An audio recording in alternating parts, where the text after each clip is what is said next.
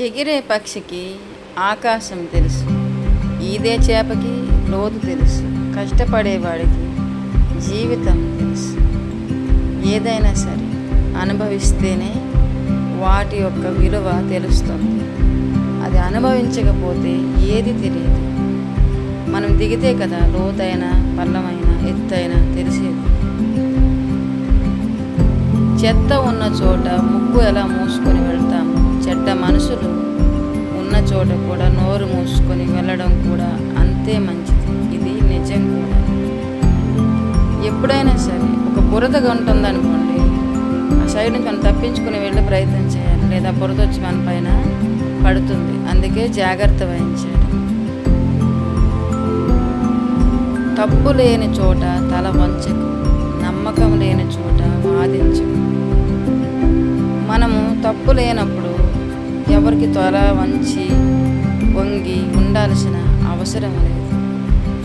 మనుషులు నమ్మకం లేని చోట ఎంత వాదించిన వృధా అవుతుంది. ముళ్ళు బాట ఎదురైతే నడవడం ఆపకు, ఎందుకంటే ముళ్ళను తట్టుకొని సాగిన వాడే రేపు పూల బాటపై విజేతగా నిలబడతాడు. ముళ్ళు ఉన్నాయి కదా అని దానిపైన అడుగేసుకుంటూ వెళ్ళకూడదు. మనం దేనితోనో కర్ర ఏదో పట్టుకొని దాన్ని అడ్డు తొలగించుకుంటూ ముందుకెళ్తే ఇంకా వేగంగా ముందుకు వెళ్తాం. తిరిగి కూడా ఉపయోగించాలి.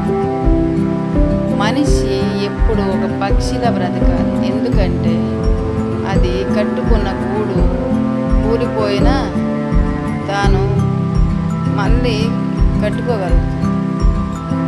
చెట్టు కొమ్మ విరిగి పోయిన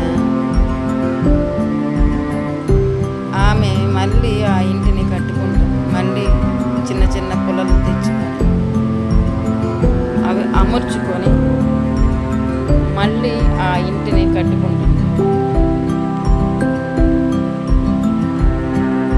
అంతేకాదు, జీవులు మనకి ఎన్నో నేర్పిస్తూ ఉంటాయి. అవి పక్షులైన చీమలు ఇవన్నీ కూడా. ఒకసారి ఇల్లు కూలిపోతే ఆ పక్షి మళ్ళీ మనసు దృఢం చేసుకొని దేన్ని లెక్క చేయకుండా అన్ని కష్టాలను ఎదురైనా తన రెక్కల మీద నమ్ముకొని మళ్ళీ తను కోలుకుంటుంది. అంతే, పెద్ద ఆపద వచ్చినా సరే బ్రతుకు మీద ఆశ వదులుకోదు. అలాగే పక్షిలాగే మనిషి కూడా బ్రతికితే అద్భుతంగా మారుతుంది. వర్షాలు వానలు తుఫాన్లు వచ్చినప్పుడు పక్షి గూళ్ళు చెదిరిపోతూ ఉంటాయి. వాటికి ఆహారం కూడా ఉండదు.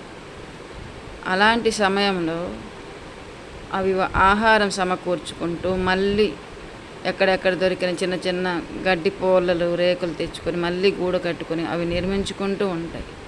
మనం కూడా